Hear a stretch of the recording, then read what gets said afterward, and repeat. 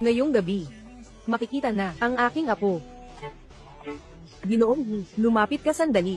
Ginoong Ji, si Sekretarya Yi ay may lakad. Ano ang kailangan mo? Sabihin mo lang sa akin. Magkakaroon ako ng isang hapunan ngayong gabi. Magmadali kang maghanda, Ginoong Ji, ang listahan para sa hapunan na ito. Sundin na lang ang listahan. Noong nakaraan, pinakamataas na antas ng kumpanya. Oo. Pinakamahalaga, idagdag ang ilang pangalan, Ji Chengzhou, Zhang Wanyi, at si Chan Si, si General Manager Ji. Ano ito? Ang salo-salo na ito, ay para sa kanila. Bilisan mo, si Ginoong Ji, ang bagal mo.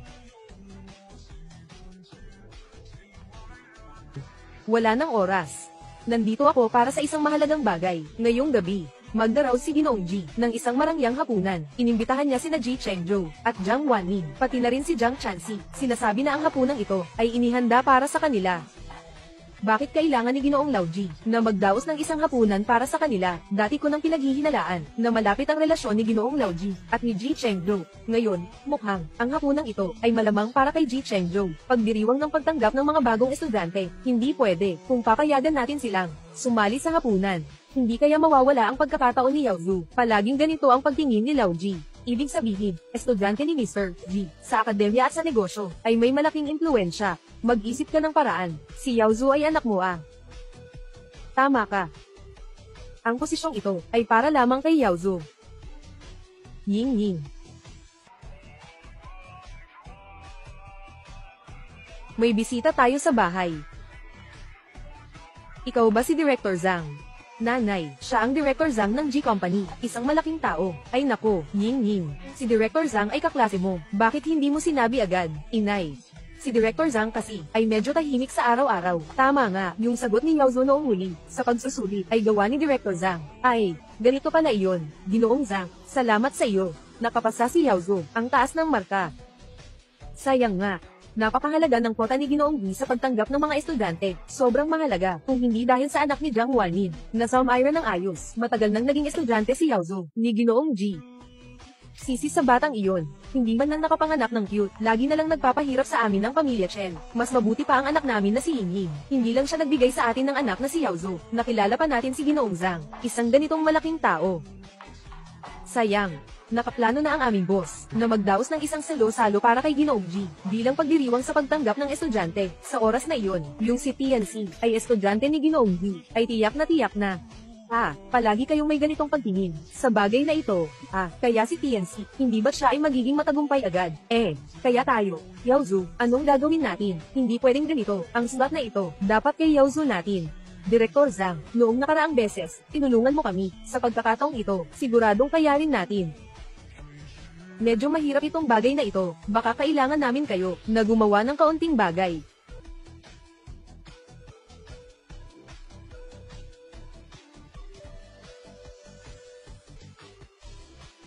Ginoo, Mr. Sai, sa hinaharap, mangako po ako na tutulungan ko kayo. Ang mga magulang ay pinakamagaling sa buong mundo.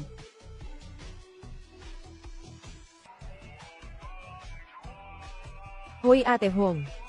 Oo. Sa mga nakaraang araw, may mga bagay akong kailangang ayusin sa labas. Sige, babalik ako ngayon.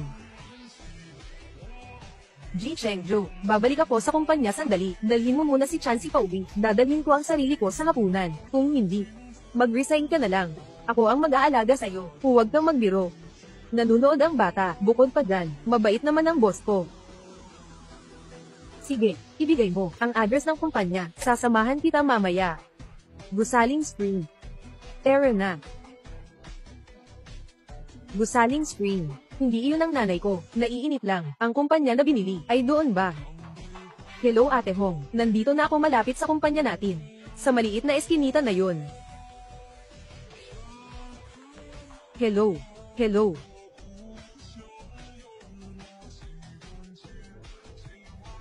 Bakit ka umiikot-ikot? Ang cute mo kasi.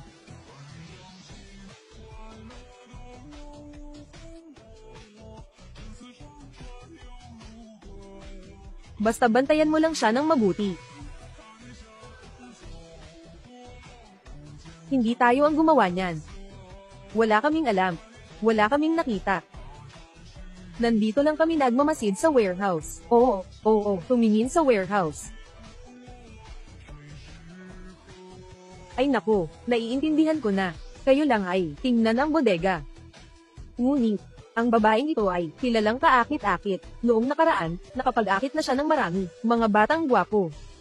Kung nagugutom kayo, anong gusto ninyong gawin? Baka masaya pa nga siya.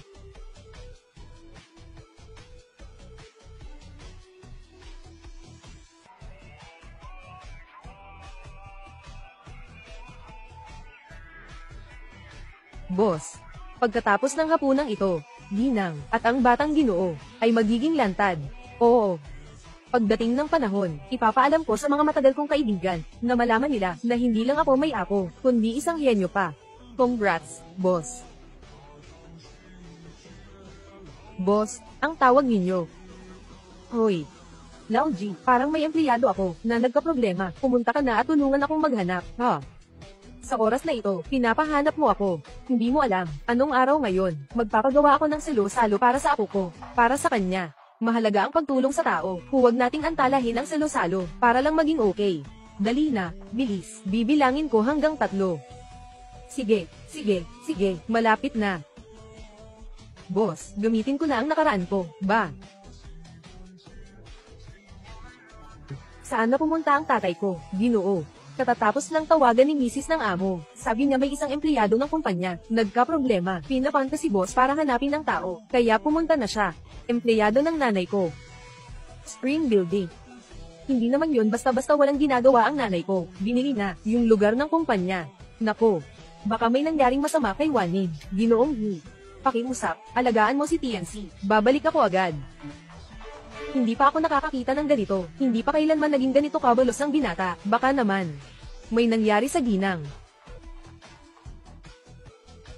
Kung may nangyari nga sa Ginang, hindi ko kayang akuin ang responsibilidad. Hoy, ikaw, lumapit ka dito. Anong nangyari kay Sekretaryo He? May kailangan lang akong ayusin. Maawang ka sa isang bagay. Alagaan mo itong batang ito. Sana maayos mong maalagon. May isa pa akong paalala, tungkol sa kanyang pinagmulan. Napakahalaga nito. Kung matanggal lang ang isang hibla ng buhok niya, hindi mo kayang bayaran kahit 10. Naintindihan mo ba? Oo, naintindihan ko. Tiancy, may kailangan na sikasuhin si Tito He. Sama ka sa tito na ito. Manatili tayong magkasama. Ayos ba? Alagaan mo siya ng mabuti.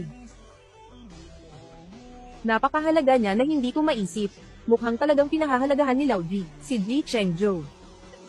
Pati ang kanyang mga estudyante, ay ganun din ang pagpapahalaga. Sayang, ang pwesto ng estudyanteng ito, ay nakatakdang para sa anak ko.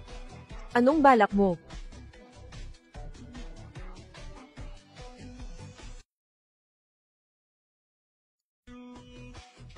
Handa na ba lahat? Huwag mag-alala, handa na lahat. Hintayin lang natin ang gabi. Ang season na ito ay talagang hindi pinapansin. Itong maliit na cute na ito, ang cute nito. Itong legendary master, na posisyon ng disciple, ay nakatakdang, mapunta sa aming Yaozu. Siyempre, napakatalino ni Yaozu. Ang posisyong ito, ay para lamang kay Yaozu. Kayo ang mga dating masasama. Kayo ay magkakampi. Dumating na ang tatay at nanay ko, hindi nila kayo palalampasin. Inay mo. Haha. Siguro ngayon. Hindi na tumatawag sa langit, hindi na rin makipag-ugnayan sa lupa. Yung babae, sinasabi niya, totoo ba yun? Basta magawa lang natin siya, talagang nai-enjoy niya. Hindi ba sabi mo? Siyempre siya pa ang nang-akit, ng batang gwapo. Anyway, hindi naman tayo ang gumawa sa kanya. Baka mas mabuti.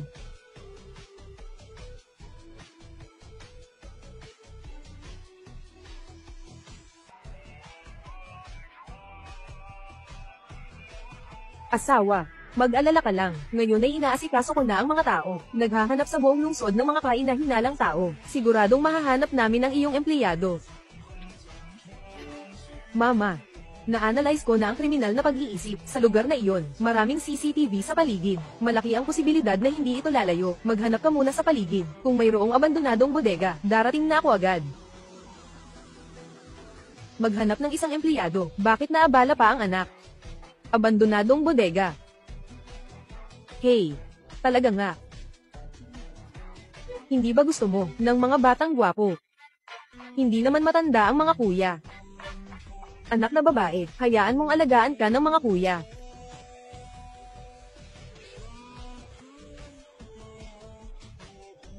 Hindi ba gusto mo? Bata ka bang gwapong bata? Hindi rin naman tumatanda ang mga kuya ko. Anak na babae, hayaan mong alagaan ka ng mga kuya mo.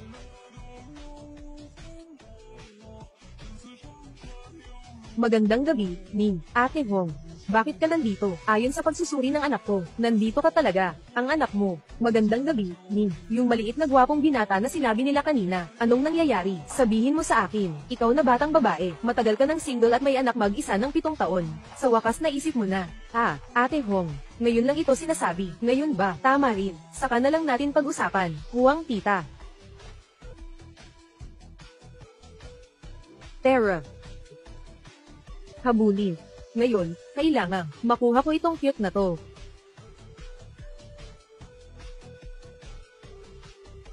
Ate Hong, Ate Hong, Ate Hong. Nasaktan ang paa ko, tumakbo ka na, sikat ang asawa ko, hindi nila ako aabutin. Sama tayo, hinto. Huwag tumakbo. Huwag tumakbo. Takbo na, tuloy lang sa takbo. Kahit na hindi na tayo makakatakas, mas mabuti na, masiyahan na ako sa aking curiosity, yung sayo, yung batang gwapong yun, ano ba talaga ang nangyayari? Ay nako, sabi mo na lang. Gaano ka pa kabata, gaano ka kagwapo, sa mga 20s, talagang gwapo, wow. Kaya mo yan. Sa araw-araw, gutom na gutom ka na, hindi ka pa nakakain ng kahit anong pagkain, kumakain ka na, parang isang buong hapagkainan. Tama ang ginawa mo, sa paghahanap ng lalaki, dapat mas bata. Hong, ate, anong oras na ba ito? Kapatid, itong dalawang babae, hindi tayo pinapansin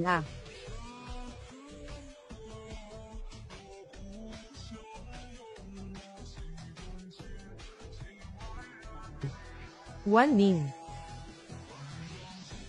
One Ning.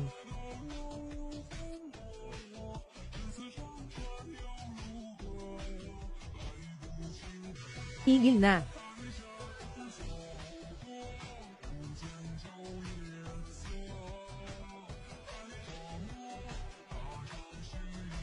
Kailangan.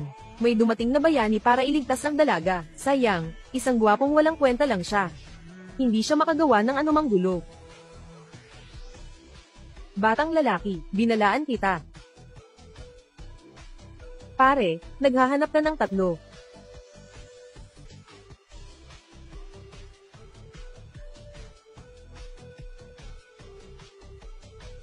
Kumusta? Iyan ang anak ko. Galing, di ba? Ate Hong. Anak mo siya. Oo. Anak ko nga. Guwapo, di ba? Huwag mong isipin na maamo siya. Ganito talaga ang klase niya. 10 pa. Hindi pwede. Ang swerte naman nito. Si Ji Chengzhou ang anak ni Ate Hong. Ang awkward naman nito. Sayang naman. Kamakailan lang ay may nahanap na siyang asawa. Guwapo, di ba?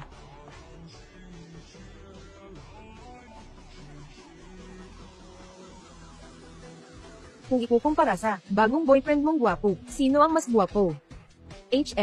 Halos pareho lang ang gwapo. Totoo ba yan? Ikaw, batang babae, ang ganda ng kinakain mo, halos kasing gwapo ng anak ko. Kaya siguradong maganda ang jeans. Kaya bilisan mo, magpakatatag ka, manganak ka ulit. Salamat, boss. Saktan mo siya.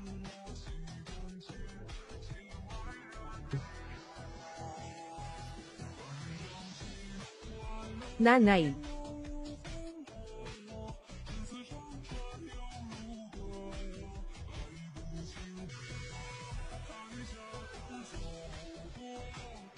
Magandang gabi. Okay ka lang ba? Ikaw. Kayo.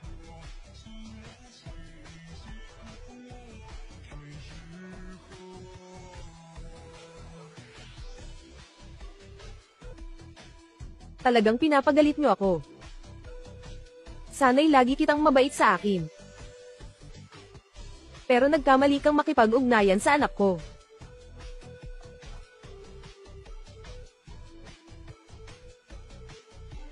Hindi pa nga kumakain ng kuneho. Nasa tabi pa ng bahay ang damo. Ang anak ko ay napakabuti. Damo sa tabi ng bahay. Sabi mo lang at gagawin mo na. Hindi ka nga